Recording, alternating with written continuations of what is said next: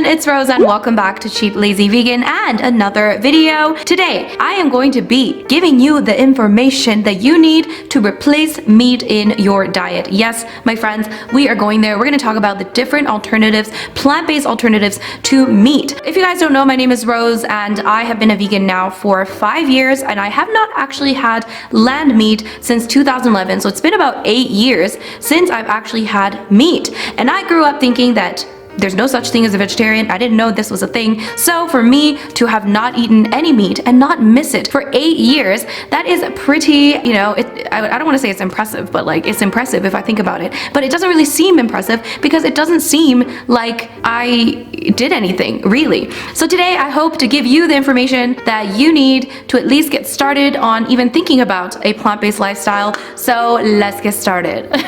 I feel like there's two main ways of how you want to look at replacing meat in your diet. So we can look at the nutritional aspect of meat, and then we can also look at the taste and texture of meat, which I feel like sometimes are two different things. So you can replace meat nutritionally, or you can replace meat in the taste and texture category. Sometimes they're two different things, sometimes they come together, and I kind of want to give you guys a little bit of information as to what I believe are some of the best alternatives. Because it really annoys me when people don't eat enough food on a plant-based diet. I feel like it's very easy for someone to just take out the meat and just kind of not really think about replacing the calories that is in meat, because meat is very calorically dense. There's a lot of calories, there's a lot of fat in there, there's protein in there that's gonna fill you up. So if you take that out, you have to put something else in. Not because meat is necessary, but because you're used to the calories and the fat and the protein that's coming from the meat. So if you're not replacing it, there's a chance that you're gonna be very hungry because you're not used to eating like a big volume of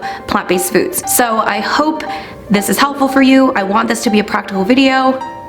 Yes, okay. All right, let's get into the different ways that we can replace meat in our diets. So the first way that you could replace meat in your diet is by eating tofu. Yes, this is my absolute favorite thing to eat ever. It's my favorite source of plant-based protein. It is just so bomb because it is so versatile. You could eat it in so many different ways. It is just so good. It is satisfying. You can do so much with tofu. The reason why I love tofu is because it is not only great to replace the nutritional profile of meat because it has a higher protein content, but it is also great for sometimes replicating that taste of meat, especially things like chicken, for example. So depending on how you cook it, you can really do so much with it. It's like a chameleon, if you will. It just transforms, okay, into whatever you want it to transform into. It is honestly so amazing. I think tofu has a very bad rep because, I'm sorry, but the Western world is new to tofu, so you guys don't know what you're doing, okay? So look at the Asians, okay, listen to the Asians, because we have been dealing with tofu for a very long time. Okay, so I actually have a full video discussing tofu and all of the intricacies of tofu. So if you guys want to watch that, I'll link that down below. But basically, let me go to my notes, okay? I took notes, people. I did. So basically, I'm gonna talk about the pros and cons of both things, okay? So pros, extremely versatile. Yes, like I said, it is like a chameleon. It is also relatively easy to find. Obviously, this depends on where you are in the world, but most places in the world have Chinatown. Okay, look for the Chinatown in your city today. Relatively easy to find. It soaks up flavor. So whatever you want to flavor it to, it soaks things up, okay? It's so great for this. It can mimic meat well in certain dishes, especially things like chicken or whatever. I wouldn't say that you would be able to like fool people, okay? But it really kind of almost replaces that kind of chew or maybe that kind of texture sometimes and gives you that vibe, if you will, you know what I mean? It's also very healthy and it is filling, okay? It contains all 9 essential amino acids, whatever that means. Apparently that's important. So high in protein, filling, all 9 essential amino acids, okay? I am not a nutritionist, but that's apparently good. It's also apparently a good source of iron, calcium, zinc, and other nutrients.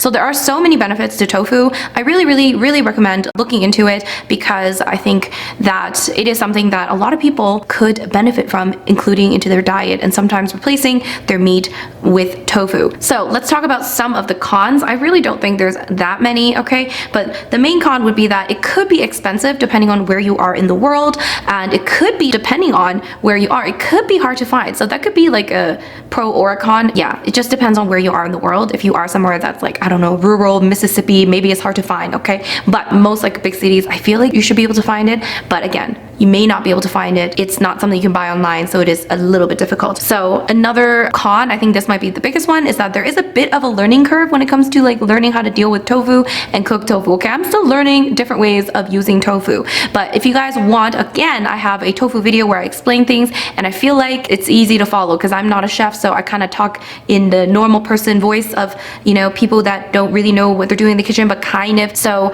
I give you guys advice on how to cook tofu, so check that video out, and that should kind of get rid of that learning, you know, that kind of block. What am I saying? I don't know. In terms of the uses of tofu, again, I feel like you could put this into pretty much any dish that is supposed to have meat. Is usually most dishes work very well with tofu, so I just use tofu as my main protein source for whatever dish that I have. So if I have like rice and a veggie stir fry, I'll have a tofu veggie stir fry. If I have like even a pasta, if I make like a pasta dish, I like to throw in some smoked tofu in there to create like that really yummy smoky taste, but also have that protein. And of course, you can also replace eggs with tofu as well. Tofu works great as an egg replacement, so you can make like scrambled tofu. So that's another thing that you could do. Genuinely, I haven't had meat in so long that I actually can't think of like dishes where it's like meat is the main thing. You could even make like tofu steaks that you like marinate and then you like, you know, cook. I don't know. Either way, it's a great way to replace the nutritional content of meat. I think I also have a video where I talk about like how to replace meat and fish with like tofu or something.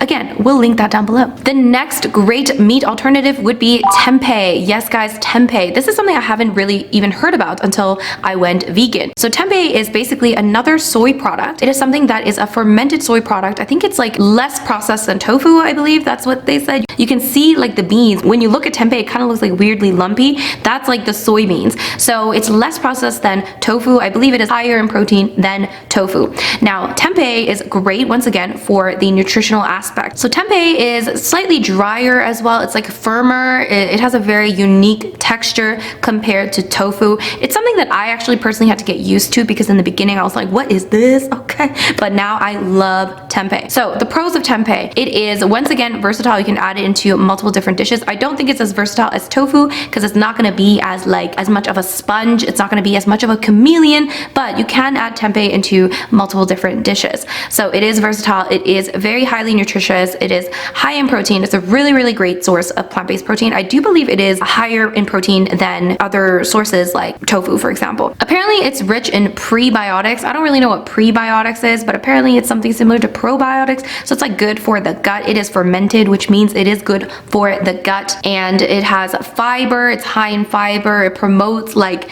the healthy bacteria. Look at me trying to be all scientific.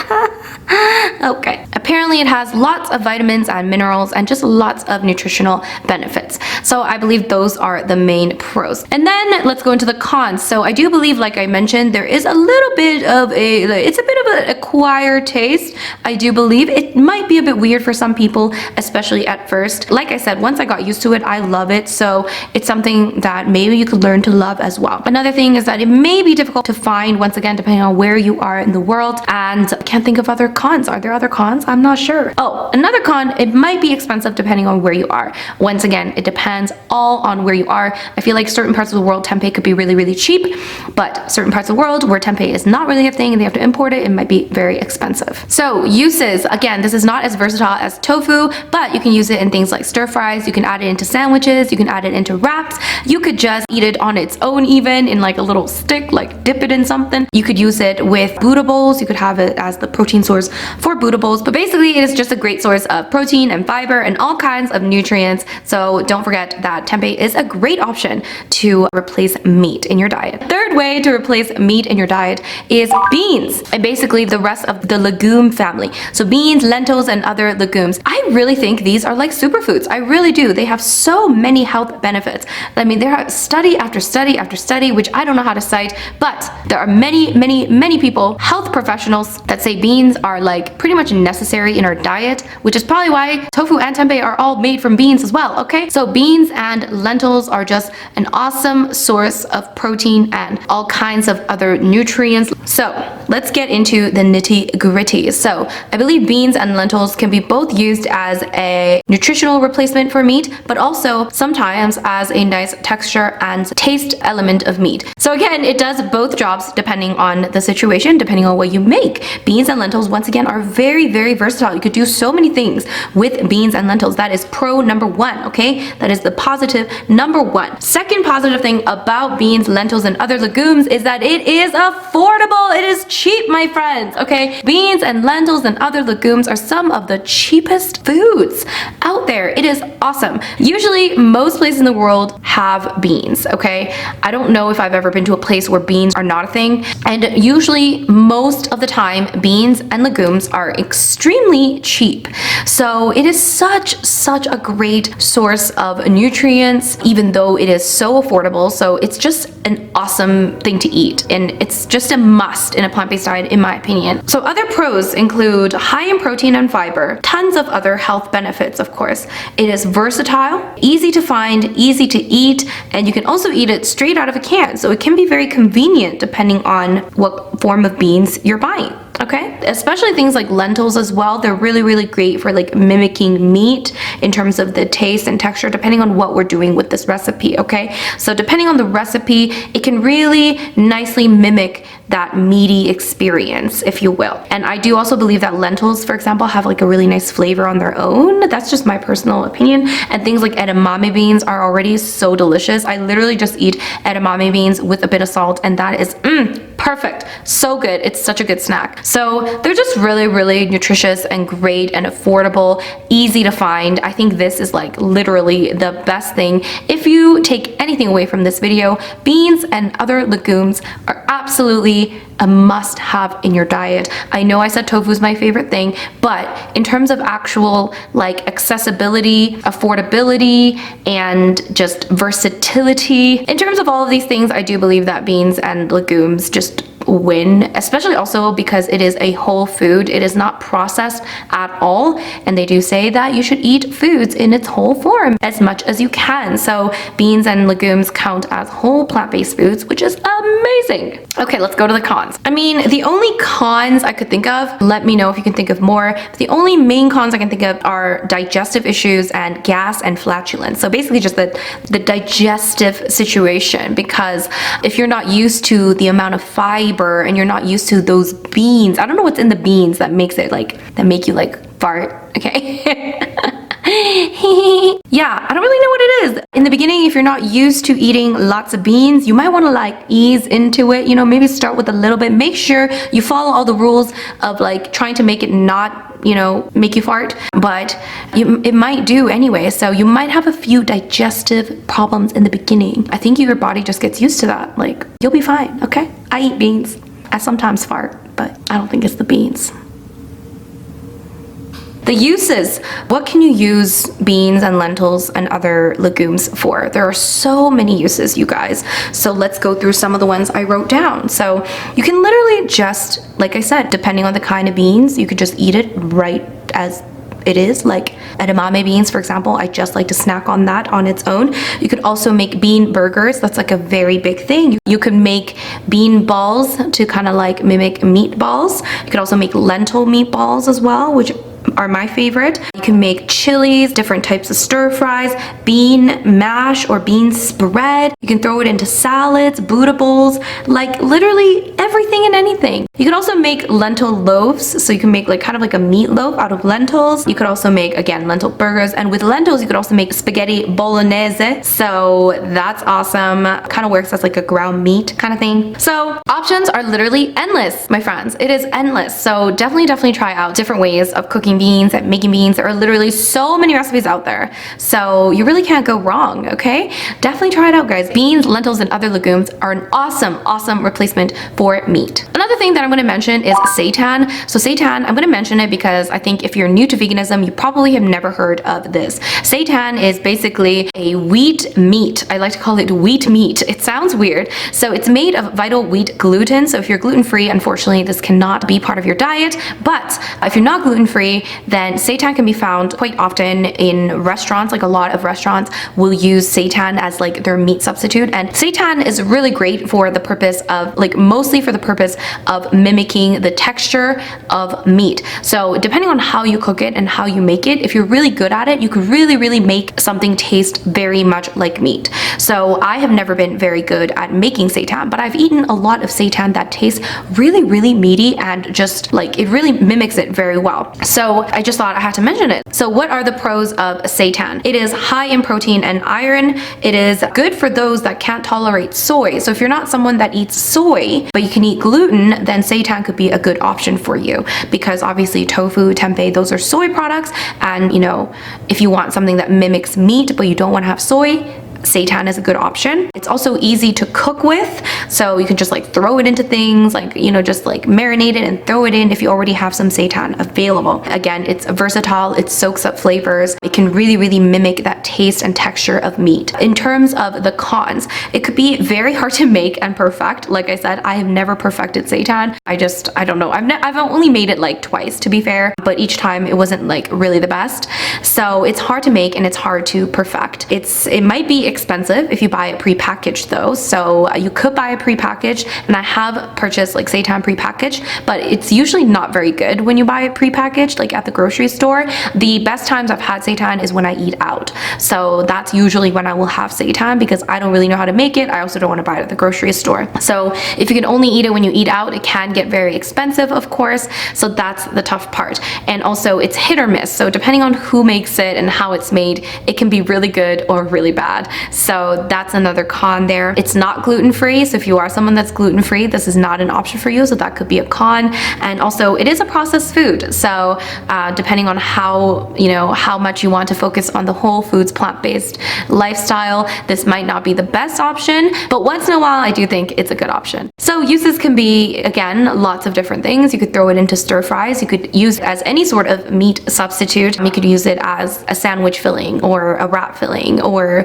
whatever you would use meat for. Once again, I don't know what people use meat for, so yes. All right, so next great source of meat alternative would be nuts and seeds. I'm gonna just plant them in the same category, even though obviously there are multiple kinds of nuts, multiple kinds of seeds, but basically they are just an awesome replacement. I don't think people talk about this enough. I actually found this article that says major study says nuts are best replacements for red meat to reduce mortality. How awesome is that? So basically the pros of nuts and seeds would be that they are a great source of plant-based and healthy fats. So I focused a lot on proteins before, but of course healthy fats are really important in your diet as well. So we definitely need to take those into consideration, and nuts and seeds are an awesome source of healthy fats, and they're moderately high in protein as well. And yeah, one of the pros that I mentioned is that a recent study showed that by replacing one serving of red meat with one serving of nuts, you can reduce your mortality risk by 19%. That's crazy. So I'm going to link that down below. It's obviously very nutritionally dense, and it can also provide a very good source of plant-based omega-3s.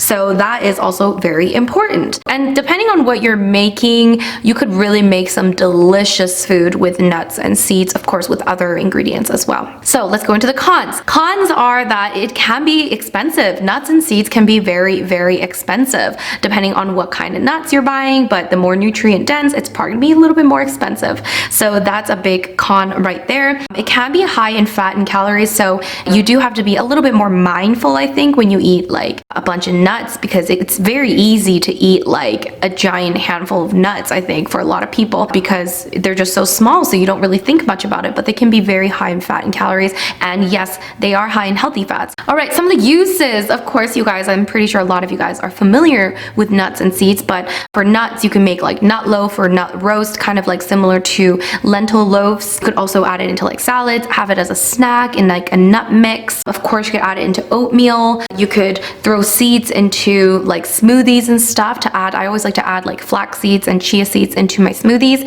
so I get that like healthy omega-3 fats. I also like to add in sometimes chia seeds into my oatmeal as well. There's so many, you know, uses. You could also use cashews for like a creamy sauce, which is awesome. It's not a replacement for meat, but I just thought I'd mention that. So those are the main things that I would probably strongly recommend to actually use to kind of mainly focus on replacing meat. Now, some of these other ones I will mention, but I will tell you guys that I do feel that these are not great replacements for meat, mainly because of what I mentioned in the beginning of how people just don't replace the caloric and the nutritional profile of meat that they are taking out. I'm not saying that meat is like necessary to be healthy or anything like that, but when you take a big chunk of your calories out, then you need to learn to replace those calories with something else. It doesn't have to be like a meat alternative, but like anything to replace those calories so you're not like starving yourself and then you don't feel like lethargic and tired and then you're gonna blame the vegan diet. All right, so I'm gonna get into a few other meat alternatives that are only focused on providing the texture or providing a little bit of the taste. I think that these are still healthy and they're still really delicious, and I would still add them into meals, and I would also still use them as meat replacements depending on what I'm making. But please do remember that these are not sources of calories that are going to be sufficient enough to completely replace meat in your diet. For example, jackfruit. So jackfruit is used often as a pulled pork substitute because of its kind of like shredded meat like consistency and texture, and also I believe it soaks up a lot of flavor as well. Jackfruit is actually really delicious even on its own, in my opinion. Jackfruit's just awesome. So if you can get your hands on jackfruit, it is a great thing to eat. And yeah, a lot of people make like pulled jackfruit and make it into like a sandwich and stuff and eat it as like a pulled pork substitute. But once again, you're not really gonna get the same amount of calories, so it's not gonna really fill you up. Same thing with mushrooms, which is the next on my list. Mushrooms are really, really great. I feel like they have a lot of flavor, and depending on the type of mushroom can really kind of create this like aroma, give a lot of like flavor and texture to almost replace that meaty like texture, especially oyster mushrooms. I don't know if you guys have eaten oyster mushrooms, but oh my god, they're so good. They have such a nice chew to them, a really, really nice texture, and they can really soak up a lot of flavor. They're so delicious, and mushrooms are just awesome all around. They're just like amazing. I love mushrooms so much.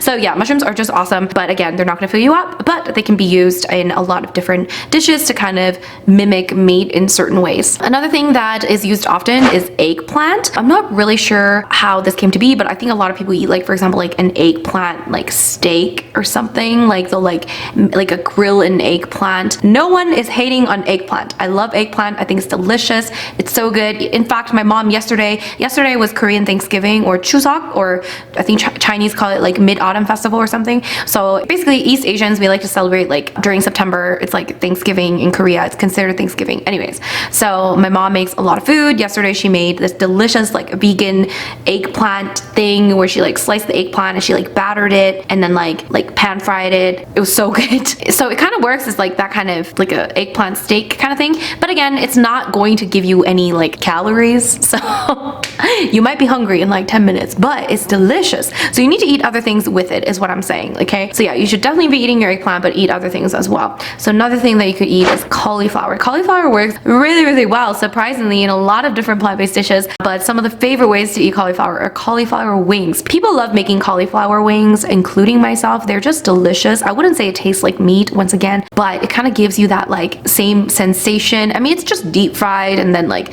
covered in sauce, so it's gonna be delicious. But it works really well depending on how you make it. I do believe I have like a recipe somewhere for cauliflower wings, and it's delicious. What can I say? It's so good. You can also like make cauliflower steak as well. You can like grill the cauliflower, but once again, it's not a replacement in my opinion. It just kind of mimics that kind of similar experience, but it's not a replacement in terms of like cauliflower. Like a head of cauliflower is probably like 20 calories, okay?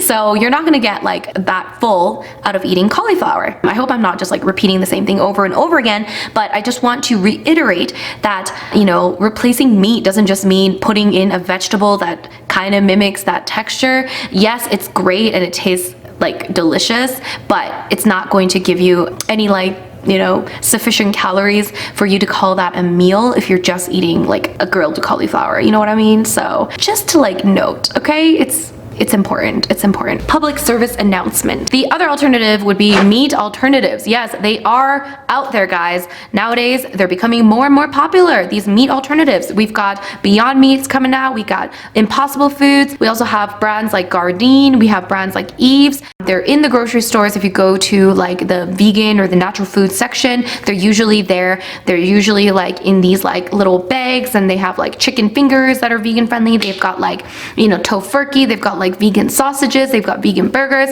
So the meat alternatives are there. The pros of meat alternatives: it is convenient. You don't have to do anything. You just like, I don't know, put it into an oven and then it just does the work for you, and you can just eat it right away. You don't have to season it. It's just basically pre-made, pre-packaged. It is done. Sometimes they are very delicious depending on what it is. Okay, there are some that are not very good. Okay, but yeah, it's convenience. I think that is the biggest pro when it comes to meat alternatives, and of course taste. If you enjoy that taste, and especially if you miss the taste of meat, this could be the best alternative for you, because obviously these are created specifically, they're like designed to taste like meat. However, the cons are that it is expensive. A lot of people look at these meat alternatives and think, oh my god, vegan food is so expensive, but that is literally just a very, very small portion. Do you notice that I saved this part to the last bit, because this is not something that I eat regularly, because it's not necessary. You don't have to have this, but once in a while I do like to eat, you know, sometimes I have a Beyond Meat burger once in a while, you know what I mean? But it's definitely not something I go to on a regular basis. So yeah, I don't want people to look at the price of meat alternatives and think veganism is very expensive, because obviously these are alternatives that are created specifically for a very niche market, which is the plant-based market. So obviously they can charge a premium price for these products, which is why it's expensive. But if you stick to whole foods plant-based diet, then you're probably going to be saving a lot more money. Another con about these meat alternatives and these fake meat products is that it is not very healthy most of the time. They are heavily processed and they are high in sodium. So it's pretty much like any other kind of like, you know, processed food. It's probably something that you don't want to eat regularly if you are concerned with your health, and it's probably something you want to have it as a treat once in a while. So that's what I try to do. It's not something I add into my diet every single day because it's convenient. Sometimes something that's convenient is not necessarily the best thing for you. So yeah, it's definitely not as healthy as any of the other options I mentioned in this video. So that's something to keep in mind. Another thing that could be a con or negative is that it could be hard to find depending, again, where you are. And, you know, yeah, depending on where you are, you might not have any meat alternatives, and you might just have to eat whole foods plant-based. And also, depending on where you are, you might not have the good alternatives. You might have some like crappy, you know, plant-based burger alternative, and it's not even very tasty. So yeah, that's another con. And I think that's pretty much it for the cons. So yes, that's it, guys. That is the video. Those are my suggestions for replacing meat in your diet. My whole point of this video was to try to be as informative and helpful as possible, because I really want you guys to like actually take some information out of this video, even if it's just a little bit. Some of this stuff, I feel like, to me, it's common sense, but I know a lot of people are completely new to this lifestyle and they have literally no idea what they're doing, and that's not their fault because there isn't that much information out there, and now we are getting more and more information. If you did find this video helpful, please do not forget to give this video a big thumbs up. And of course, guys, if you want more recipes and vegan tips, vegan content in general, don't forget to subscribe to this channel. And of course, guys, thank you guys so much for watching, and I'll see you in my next video. Bye!